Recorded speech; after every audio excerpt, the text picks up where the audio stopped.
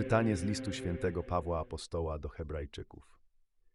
Bracia, każdy arcykapłan spośród ludzi wzięty dla ludzi jest postanowiony w tym, co do Boga należy, aby składał dary i ofiary za grzechy, aby też mógł współczuć z tymi, którzy są w nieświadomości i błędzie, ponieważ i on sam poddany jest słabości. I dlatego tak za lud, jak i za siebie składać winien ofiary za grzechy. A nikt niechaj się nie waży brać tej godności, chyba że jest powołany przez Boga jak Aaron.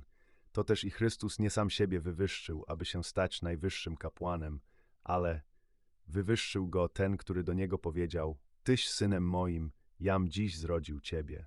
Jako też na innym miejscu mówi: Tyś jest kapłanem na wieki według porządku Melchizedeka.